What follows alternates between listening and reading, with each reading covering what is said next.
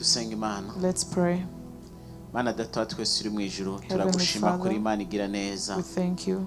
Turagushima ku bihe byiza twagize byo gutazira. We thank you for the good moments of praise and worship. None turagushima kuri umwanya mwiza tugiye kumva ijambo ryawe. We thank you for this good time of hearing your word. Tukweretse umukozi wawe Mana. We show you your servant. Ndakwinginze ngo umwambike ubwiza bwawe. May he wear your power and goodness. Umuha amavuta atigeze kugira Mana. Give him anointing he's never had. Reka avuge ijambo uko ari muhaye Mana. Let him speak as you have commanded him. Turanse izindi muhemu. We refuse every other spirit. Izina rya Yesu In the Kristo. name of Jesus. Turasavye ishengero ngo rikurikire ijambo ryawe. We pray that the church will follow Turanse your impemu word. ya distraction. We refuse the spirit of distraction. Izina rya Yesu In the name Kristo. of Jesus. Turahamagaye amavuta yawe yongera akore muri uno We mwanya. call you anointing to work in this moment. Mwizina rya Yesu In Kristo. the name of Jesus. Umuntu wese aze gutaha nezerewe. Everybody go home well and Ntataha uko happy. yaje. Know the same way they Uyu came. mwanya mwami Satani ntatunyage. Let the devil not take this moment. Mwizina rya Yesu Kristo. In the name of Jesus. Urakoze kuvyumvise. Thank you that you've heard us. Tugusaze twizeye mu izina rya Yesu We Kristo. pray in Jesus' name. Amen. Amen. Yes, ashimwe cyane. Praise the Lord. Shengero ndabaramukije amahoro ya Kristo. Church of God, we greet you in Jesus' name. Abane namwe. May the peace of the Lord be with you. Ndaramukije n'abari kwaradukurikirana ku buryo nkurukana mumenyi. I greet those who are following us online. Nabo nyene amahoro ya Kristo abane nawe. May also the peace of Christ be with them. Mbanje gushimira Imana First of all, I thank God ku bihe byiza twabayemo. for the good times that we had already. Nibaza ko twese turi ngaha twumvise ko hariho Imana, ko Imana iri ngaha. I believe that everyone who is seated here felt the presence of God. Imana ishimwe cyane. Praise the Lord. Pastor wacu aheje kuvuga ivy'amasengesho imisi 21. Our pastor talked about our 21 days of prayer. Ubu tukaba turi mu ndwi yo gusozera. And we are at the last week. Indwi ya mbere twatanguye dusenga twiyeza. The first week we started praying by cleansing us. Indwi ya kabiri dusengera ubushobozi, dusengera muhemu w'Imana n'ingabire kugira ngo izitaruguruka zuguruke, abazifise bazikoreshe, batarazironka bazironswe. The second week we started praying for the power of God and to be filled with the Holy Spirit and to get the gifts of God for those who don't have them yet. Ubu naho atubwiye ko ari indwi ya gatatu ari nayo ya nyuma turiko dusengera ingo zacu, abana bacu n'ibikorwa by'amaboko yacu. And this third week is a week to pray for our family and our children and Ivyo byose duhereye ku ndwi ya mbere tugashana kuri indwi ya gatatu.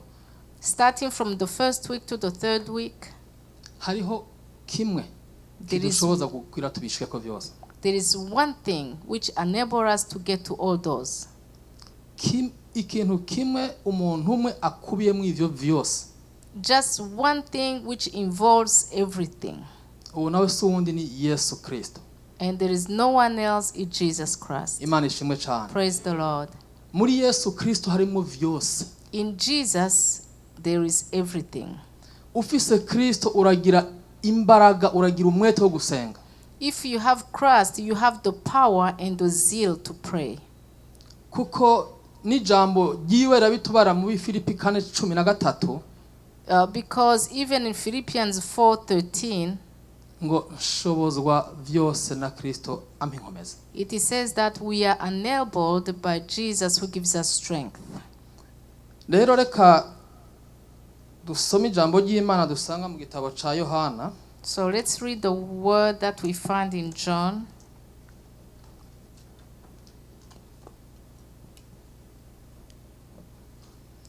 Yohana igice ca 14. John 14. Umutwe w'inyigisho bamaze kushira kumbonesha kure. Yesu Kristo niwe vyose kuko ARIWE adushoboza vyose. Imana ishimwe cyane. Jesus is all because he's the one who gives us strength to do everything. turasoma 14 duhere ku murongo wa 15. We're starting from the verse 15. Ndasoma mu izina rya Yesu Kristo. Umutwe w'amajambo uravuga ngo Yesu asezeranya kurungika mpwemu. Nimwankunda muzokwitondera ibyageze byanje. Nanje nzosaba data nawe azobaha uwundi mwitsa ngo azabane namwe ibihe bidashira. Niwe mpwemu w'ukuri uwo abisi badashobora kwakira kuko batamubona kandi batamuzi. Mweho muramuzi kuko abana namwe kandi azoba muri mwebwe. Kuko abana namwe kandi azoba muri mwebwe. Uwo ni wa wundi azosaba ngo data arungike. Ariko naho nzomusaba uno musabana namwe kandi azoza abe muri mwebwe. Imana ishimwe cyane. Sinzoba siga nk'imfubyi, nzoza kuri mwebwe. Imana ishimwe cyane. Amen. John 14:15. If you love me, keep my commandments, and I will ask the Father, and he will give you another advocate to help you and be with you forever, the Spirit of truth. The world cannot accept him because it neither sees him nor knows him. But you know him, for he lives with you and will be in you. I will not leave you as orphans. I will come to you. Reka dusome no murongo w'indwi aha muri cyo gice cya 14. Let's read also verse 7. Haravuga ngo iyo muba mwaramenye na data muba mumuzi.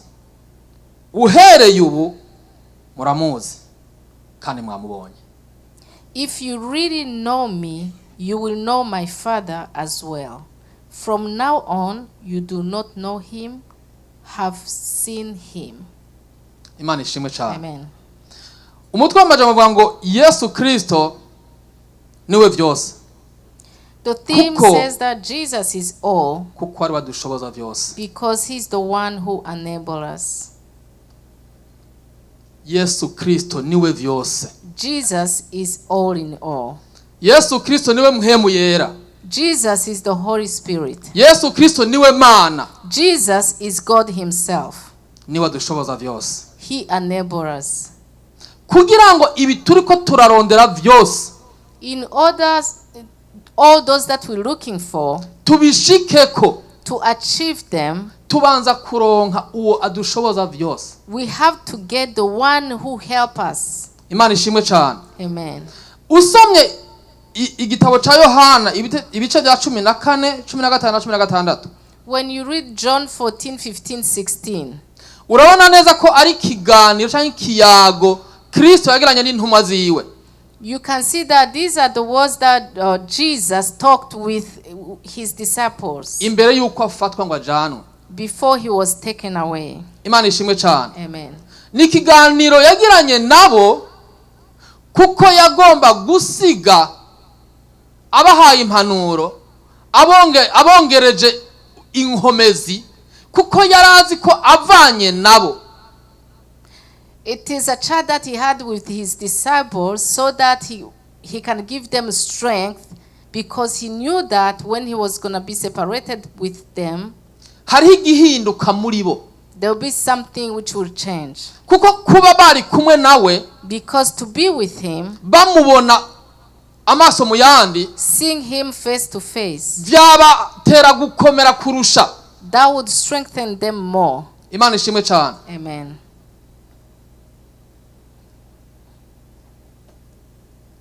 Ariko hariho intumwa But zamubajije, their disciples who asked him, hariho batari bwamenye kutandukanya Kristo, some did not know how to separate Christ, Imana Data, our Father, na mpwemu w'Imana. and the Holy Spirit. Hariho muri izo ntumwa bagendana nawe, hariho batari bwamenye ko ari we vyose. among those disciples, some did not know that Jesus was all in all. Ibyo si byo muri ico gihe gusa, That's not for that time uko only.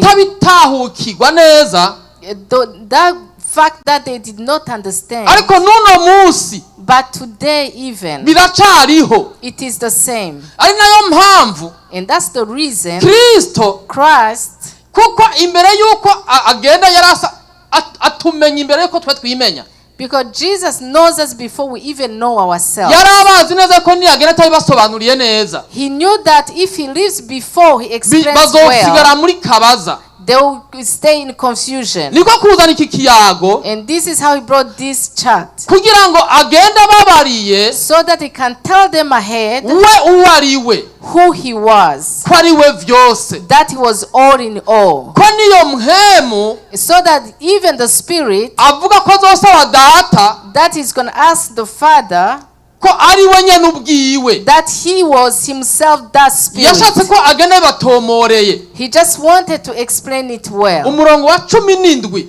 On the verse 17, urabivuga neza. it says it well. Niwe mhemu w'ukuri, uwo abisi badashobora kwakira kuko batamubona kandi batamuzi. Mweho muramuzi kuko abana namwe kandi azoba muri mwebwe. The Spirit of truth, the world cannot accept him because it neither sees him nor knows him. But you know him, for he lives with you and will be in you. Yariko arivuga wenyene ubwiwe. He was talking about himself. Yariko arabibwira He was just introducing himself mu buryo buramvuye, in a very mu explanatory buryo way, butomoye. in a very clear way. Aha hari mu hantu hake Kristo atigeze acisha mu migani, This is in the few situations where Jesus did not use the kuko parables, yashatse ko batomokegwa, because he wanted them to understand. yashatse ko He batahura, wanted them to know bamenye uwo bari kumwe and ari we. know who they were with. Imana ishimwe cyane. Praise the Lord. Ati mweho And you muramubona know him, kandi and muramuzi you know him, kuko abana namwe because he stays with you kandi azoza kuba muri mwebwe. and he will come and live in you. Nibaza ko birumvikana. It is self-explanatory. Muramubona, ndi ngaha ndi kumwe namwe, You see murambona, him. I'm here. You know. You see me. muranzi, You know me. kandi And nzoza kuba muri mwebwe, I will come to live in you. kugira batahure neza yuko uwo muhema azoza kuba muri twebwe ari we Kristo nyene. So that they can understand that that Spirit who will come will just be Christ himself.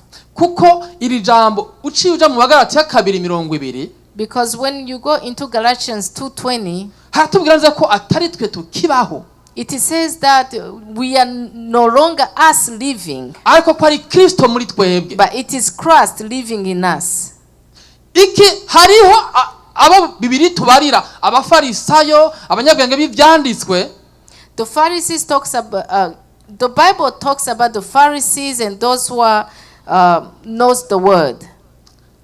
Abivuze neza ngo knows the word, bazi ijambo, bazi ivyagezwe, They know the word, they know the laws, mugabo batazi ivyo vyagezwe ivyo ari ivyo, batazi uwo ari we, ko batazi ijambo iryo ari ryo. but they didn't know who is the word.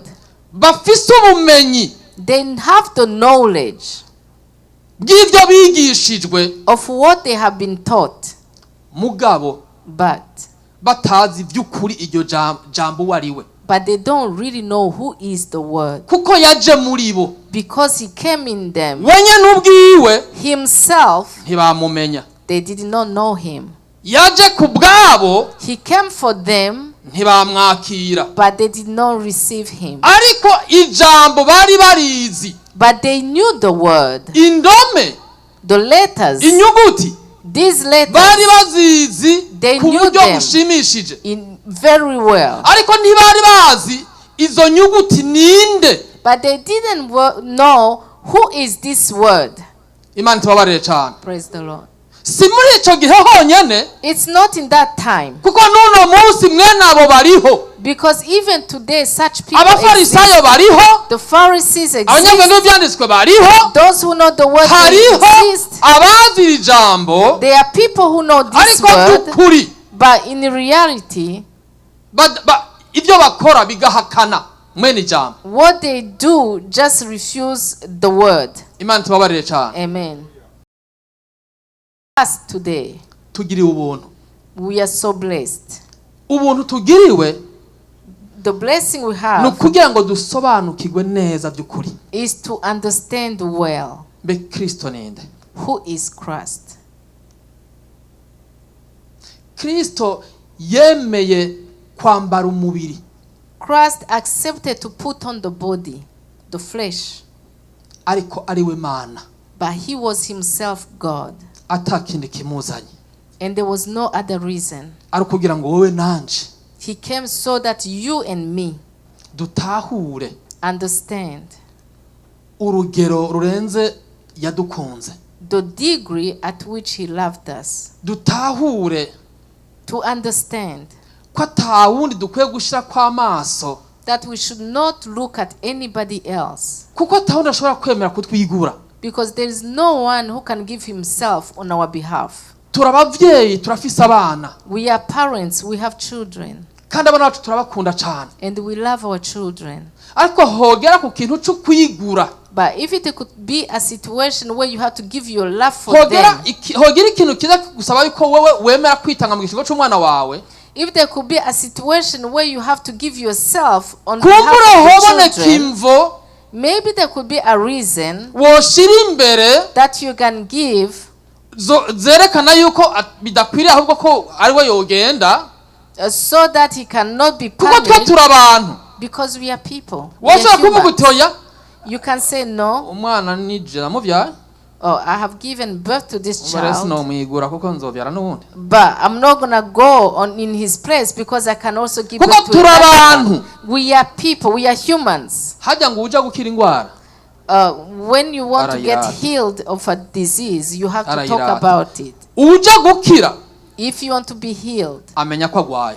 you have to know first that you are sick. Tumenye intege nke zacu, Let's know our weaknesses hanyuma tumenye aho tuzitwara. and know where to put them. Imana ishimwe cyane. Praise the Lord. Hari uwemeye kuzikorera ku musaraba. There's someone who accepted to carry all Ibyawe those zose problems, n'izanje. all your problems and my problems. Ibyo wakoze byose byo kugabitanya, Whatever you have done in sinning, ibyo nakoze byo kugabitanya, whatever I have done in byose sinning, aremere asiga ubwiza n'icubahiro byiwe, accepted to leave the abisiga mu glory. ijuru, He left the glory in aza kugira ngo heaven, wowe nanjye and he ntiturimbuke, came so that you and me may not be destroyed. kugira ngo uno munsi So that today tube duhagaze aha duhagaze. we may be standing here. Aha turahahagarara We are standing here tukibaza ngo ni ibintu bisanzwe. and we think it is just normal. Si bisanzwe, It's not normal. si bisanzwe. It's not normal. Ndazi aho yankuye. I know where he came from. Nzovuga ukuri kwiwe I will talk about his truth ntaraba amaso y'abantu, without looking at the eyes of people. mpanze amaso umusaraba. I will look at the cross.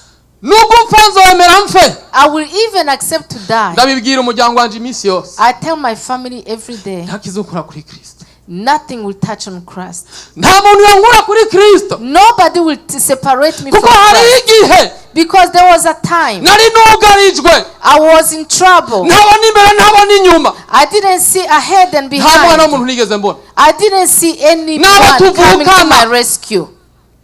Nabo Even tuvukana. my brothers, my siblings, Ntabankweza ukuboko, nobody held my ariko hand. benshi But many of mu them, mvugo zabo in their kwari thoughts, ukugutsindagirira ahubwo. it was just even to aggravate the Imvugo situation. irica. The bad talks kill. Ari naco gituma no mu bigabitanyo uhoraho yankurunuka harimo kurementaniriza abandi. And even in the things that the Lord hate, it is also the gossips, to lie Iman on other tubabarire people. May the Lord forgive us. Tumenye Kristo ariwe. Let's know who is Christ. Ari muri wewe, He is in you. ari muri jewe. He is in me. Urashobora kuba uno munsi You may be today, ugihagaze ku byo wumvise. you may be standing on what you heard. Urashobora kuba uno munsi You may be today ukigendera ku byo wabonye mu biwanyu. walking according to what you saw among your family Urashobora members. kuba uno munsi You may be today ugishize amaso looking kuri naka na naka na naka at such and such kubw'ububasha bafise muri ino si, because of the power they may have in this kubw'ibyo world, bagukoreye, because of what they did for you, kubw'ibyo ubitegako. because of what you are expecting from Ariko naganda them. guhamagarira kuri uwo munsi But I want to call you today. ngo ukure amaso kuri ibyo byose, kuri abo bose I want to encourage you to take your eyes from all those people. uyasubize kuri Kristo. Just put your eyes on Christ, Yemeye kuza kuba muri wewe, who accepted to come and live in you, yemeye kuza kuba muri jewe, who accepted to come and live in tutari me. tubikwiriye, We were not deserving it. tutari tubibereye, We were not worthy. ariko kubw'urukundo rwinshi, But because of his urukundo atari love, uruheyiheyi, the love which is not atari like rwa people, rukundo rwo ku munwa, which is not the ariko love of urukundo the mouth, rw'ubwina mu mutima, but the love of the deep in urukundo the heart, yagukunze, the love that he loved you, niko rwamutumye that's the love which made yemera him kubambwa ku giti. to accept to be crucified Imana. on the cross, being God. Ni mwihi iyo shusho Imana Just illustrate that. ikemera kubambwa ku musaraba God who accept to be crucified kubwa wowe nanje. because of you and me. Ariko uno munsi But today, ntituzi n'uwo ari we, we don't even know who he is. kuko turamuvuga Because we talk about him, tugakora ibihakana ko tumuzi. but we do the things which deny him. Imana itubabarire cyane. May the Lord forgive us. Iyi ni ndwi This is the week. ya nyuma y'amasengesho y'iminsi 21. This is the last week of our 21 days of prayer. Aya masengesho These prayers, hari ibyifuzo twashize ngaha. we have some requests that we put here. Sinzi ibyo washizemo, I don't know what you put in. je ndazi ibyo nashizemo, I know what I put in, ariko ntuzi ibyo nashizemo. but you don't know what I put in. Ariko icyo ndakwifuriza But what I wish for you, nuko mu byo washizemo it's among the things that you put in, hobamwo there should be gusaba gusubira gusabana n'Imana, to ask to reconcile or to have a good relationship with God again. kuko nta bundi butunzi Because there is no other wealth buruta gusabana n'Imana, which is more than having intimacy with your kuko God. ngo niwe byose Because he's all. kandi niwe adushoboza byose. And he's the one who Ibyo empowers us. twakora byose Anything that we can do, hari ibyo ushobora gukora bigakunda you may do things and may kuko ari succeed. Imana y'ubuntu. Because he's a gracious God. Mugabo iruhande yabyo uravye neza But nearby, when you look well, uzokwa mubona ko hari ikibuze, you will see that something ko hari is hagahaze. missing. There's something missing. Urashobora kubona umuntu ufise ibintu biboneka bifadika, You may have intangible things, mugo ukaba wumva yuko hari ikibuze, but you feel that something is missing. mugo hakabaho n'ubundi But there is somebody else adafise ibyo bifadika, who doesn't even have tangible ariko things, yashize amaso n'umutima kuri Kristo, but he has his heart and ugasanga eyes on yifitiye Christ, amahoro. and you find he's peaceful. Imana ishimwe cyane. Praise the Lord. Baririmbye indirimbo ngo igituma ndirimba nuko mfise amahoro adatangwa n'isi. They sang that the reason I sing is because I have peace which doesn't come from the world.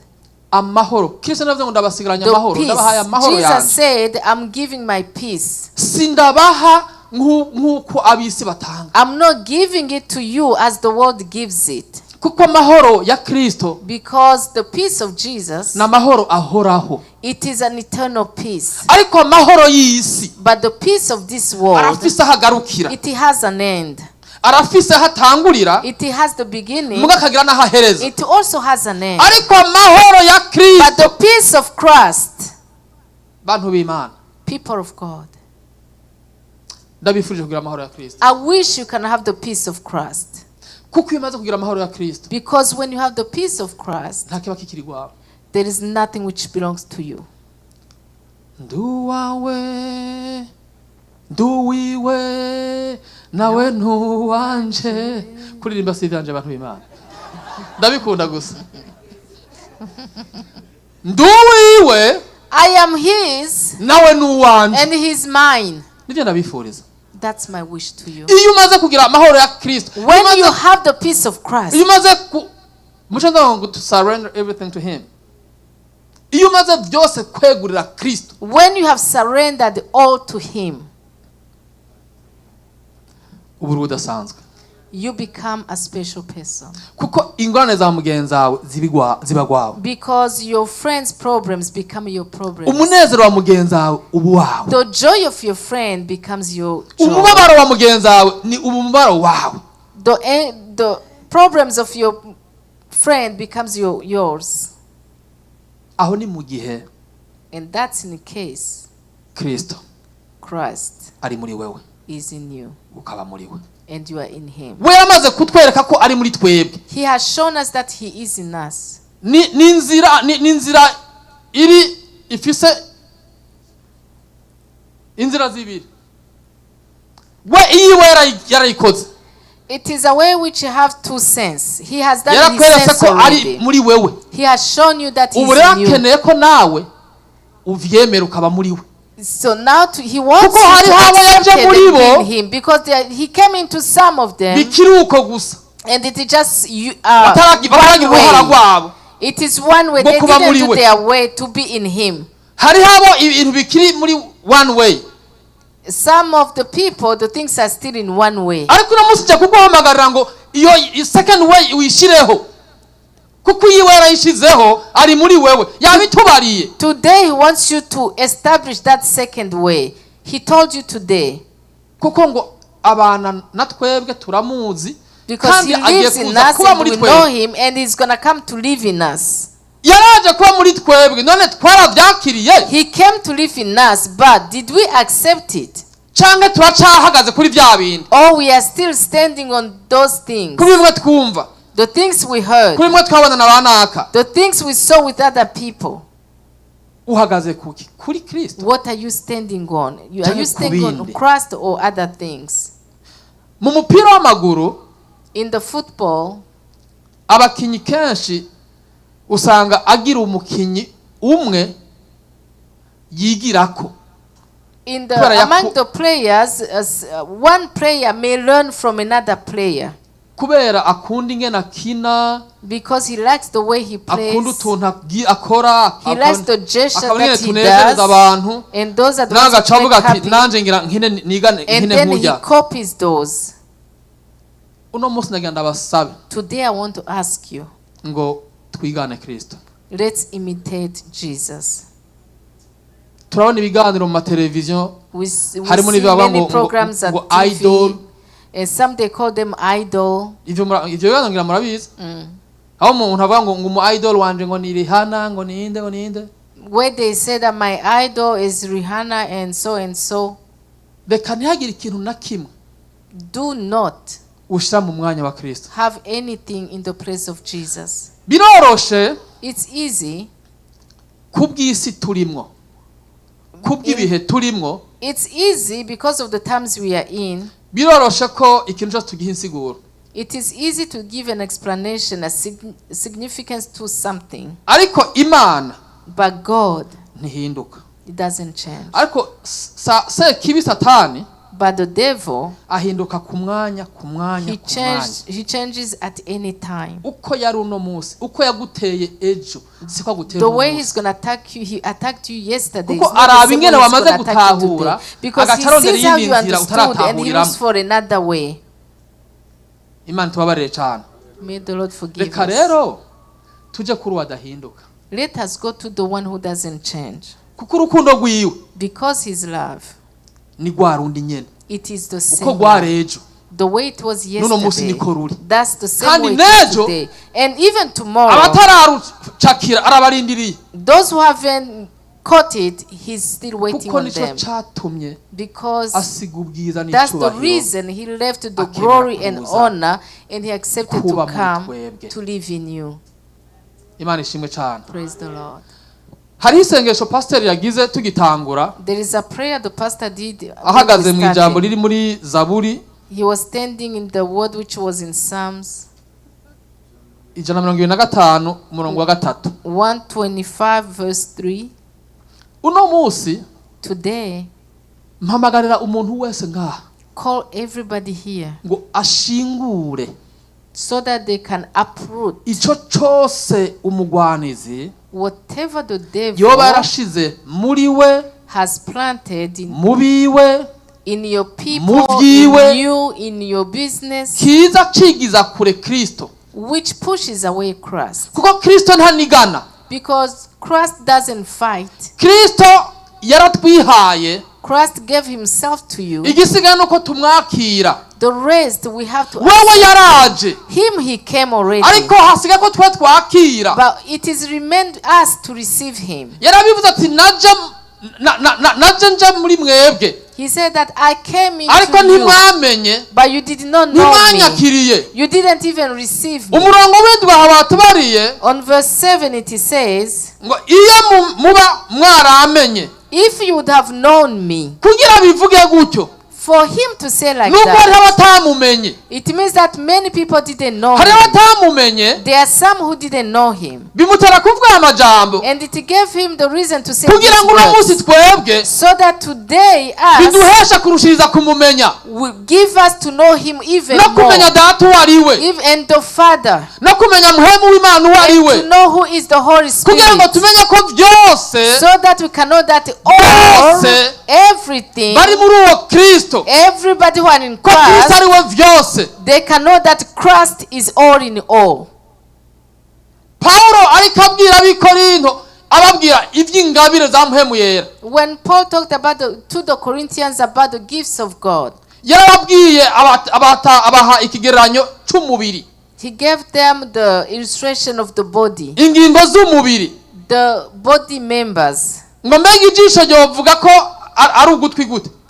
How can an eye Ijisho say that n'ijisho, they are ugutwi the n'ugutwi. ear? Ijisho The eye is an ntishobora eye, kumva, ear is rirabona. an ear.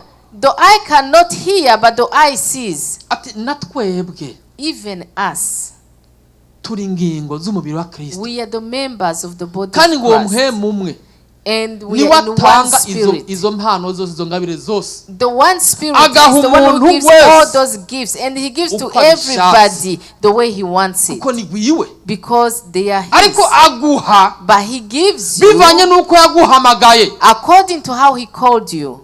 muri icyo gice ngo mbega ngo abantu bose ngo nabavugishwa n'Imana, In this verse he said, is everybody ngo mbega bose a ngo nabakora prophet? ibitangaza. Is everyone else doing miracles? No. hariho abavugishwa, There are hariho abakora some who ibitangaza, prophesy, there are hariho some who do abigisha, miracles, there are hariho some who aba teach, and there are some who do different ariko things. bose But all of them, ni umubiri wa Kristo, they are just one body of Christ. kuko ari Kristo yabishatse uko. Because that's how Christ wanted it. Kristo nta bufasha akenera, Christ doesn't need any help. ariko Kristo niwe bufasha. But Christ is to help himself. Imana ishimwe cyane. Praise the Lord. Reka rero tuvavanure Let us just separate completely n'ikintu ourselves cyose to anything twoba twarashize mu kibanza cya Kristo, that we may have put in Christ's place. twitandukanye naco, Let us separate us from that, kugira ngo uko yaje, so that the same way he came, uko yatwihaye, the same way he gave himself to us, tumwakire let us receive him vy'ukuri, truly, kugira ngo so that ivyakorwa mu bihe, whatever Yeah, was baby. done in the past, ivyakorwa na ba Eliya, whatever was done by Elijah, kuko bo bari baramumenye bazi uwo ari we, because they have known him and uno knew munsi natwe him, tubikore. let us also do it today. Uhagarare hajya hanze uvuga uti izuba ndaguhagaritse imyaka 3 n'amezi Stand 6, outside and tell to the sun, stop for 6 atari wowe months. ubikoze, And it's not going to be you ariko bikozwe doing n'uri it, muri wewe, but done by the one who is in kuko you. wamaze gutahura Because you have understood ko ari we ari muri wewe, atari ukibaho, that he's the one living in you, but not you living. kuko wamaze gutahura Because you have understood ko ari we agushoboza vyose, that he's the one kuko namaze who gutahura empowers you ko to ari we do anshoboza everything. As I have understood that Imana he's the ishimwe one cyane. who empowers me. mbona umwanya usa n'uri kuri uratera uje imbere, I see the time is running fast. ariko mbere yuko mfata nk'iminota nk'itatu canke 5 babinkundiye, murakoze cyane murongoza. Nagomba ngo twibutsanye ijambo riri muri Yosuwa. I want us to remind ourselves the word which is in Joshua Igice ca mbere chapter 1, akarongo k'umunani. verse 8. Yesu igice ca 1:8 aravuga ngo ibiri muri ico gitabo c'ivyagezwe ntuzubikure mu kanwa kawe, ariko uze wame ubirimbura ku murango no mw'ijoro, kugira ngo ubone kwitondera ivyanditswemo vyose, niho ivyawe bizogenda neza ukagira amahirwe. Imana ishimwe cyane. Reka duce tuja, ndiko ndarangiza, duce tuja mu vyakozwe n'intumwa igice ca mbere nyene kandi akarongo k'umunani nyene. Naho nyene haravuga ngo ariko muzohabwa ubushobozi muhemu yera ni abazako, muzoba ivyabona vyo kunshingira intahi Yerusalemu ni Yudaya hose ni Samariya no gushitsa ku mpera y'isi. Imana ishimwe cyane. Amen.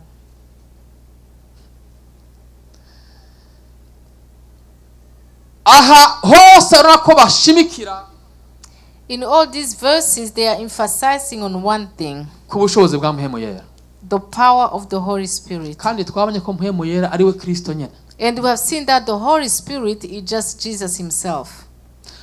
Ivyo tubamo vyose, In whatever we are living in, ivyo ducamo vyose, what we are passing through, ivyo turondera vyose, everything we're looking for, nta handi biri, they are nowhere else, ni muri Kristo. just in Christ. Kristo niwe Christ vyose, is all in all, kuko niwe adushoboza vyose. because he's the one who empowers to do everything. Twitandukanye n'ico cose kidushira kure ya Kristo. Let us separate ourselves from anything which are separating us from Christ. Tube vy'ukuri Let us be truly abagendera muri ibi vyagezwe nko tubibonye. the ones who walk into these laws. As we Ivyagezwe ni saw. jambo. The laws are the word. Kandi ngo jambo, usome Yohana igice ca 1:1, If ngo you look jambo into John 1:1, it ni- says the word jambo ni is ni God. Imana. The Kandi word ngo is yamanye- God. And he's been ngo with nta God. caremwe na kimwe kitaremwe. There is nawe. nothing which was created apart from being created by God. None haco turondera atoshobora kuturonza. So is there anything that Nimba we're looking vyose for that vyaremwe he nawe. cannot give us? And yet everything has been created by Kandi him. akaba yaratwihaye. And he has also given himself Yaremeye to us. kuza kuba muri twebwe. He accepts to come and live in us. None ni giki uno munsi So what today kitubuza gushika aho yatugeneye gushika? is preventing us to get where he wants us to be? Nta kindi kibitubuza There is atari twebwe nothing nyine ubwacu. else except us, Twebwe ourselves. ubwacu nitwe twibuza, nitwe twiteze. Ourselves, we are preventing from getting there. Reka dukure amaso kukira ikintu cyaco cyose Let's take our eyes out of anything else tuyasubize kuri Kristo. and put it back to Christ. Kristo Christ, nta nzigagira, nta mutima mubi, he nta doesn't have a rusaku, grudge, he nta kintu doesn't na have a kimwe. gossip, he doesn't have...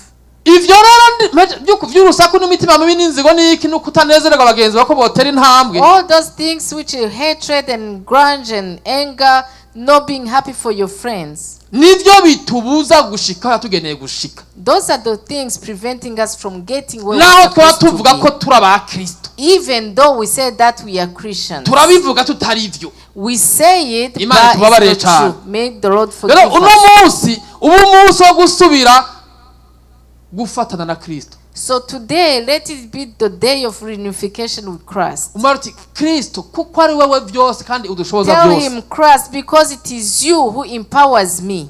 Shoboza kwitandukanya na bya bindi byose Help nibuzi me to ibyo ari. separate myself from all of those things that you know Kugira ngo yourself. uno munsi So that today, n'abambona bose even those who see me, babone ko atakiri jewe, see that I'm no longer Ariko I babone wowe who muri live, jewe. but see you in me. kuko ngo ibidashobokera abana b'abantu Because what is not possible for man kuri we birashoboka. is possible to God. Urashobora kuba hari ikintu cyakunaniye, There could be something that you cannot achieve. ariko nta kindi akeneye Kristo no mwanya. But Christ doesn't need anything else. Akeneye kumwugurukira, He just wants you to open yourself. umubwira uti iki je Just tell byaranze, him, this one I'm not able ariko wowe to. urashoboye. But you are able. Twumvise intaya mama Sogonde We heard the testimony, ingene yakize, how she got healed. yari yarihebuye She was despaired kuko yibaza ko Kristo agera kuri we bikanga. because she thought that when yicaye inyuma yibaza ko badashobora no kumubona that Christ was not able to heal her. She was seated behind because of the state she was in. ariko Kristo abona hose, But Christ sees kandi Kristo everywhere. yumva byose. And Christ hears everything. ikirushirije More than that, ntiyumva ibisohokse mu kanwa gusa, he doesn't hear what arumva comes out n'ibivugirwa of mu mouth. mutima. He also hears Imana what is in ishimwe your cyane. heart. In your heart. mubarire Tell him, aho uri hose, wherever you are, uri ku kazi when you are at work, vugana nawe, talk to him. naho uri kuri shift wewe mu If you mutima are doing wawe, your shift in your heart, vugana na Kristo, just talk to Christ. mugurukire, Open yourself to mubwire him. byose, Tell him everything. ibikunanije, Whatever you are not ibikuruhije, able to do, nta handi hari tired, ubuhungiro there is ni no muri other Kristo. safe place except uzoheza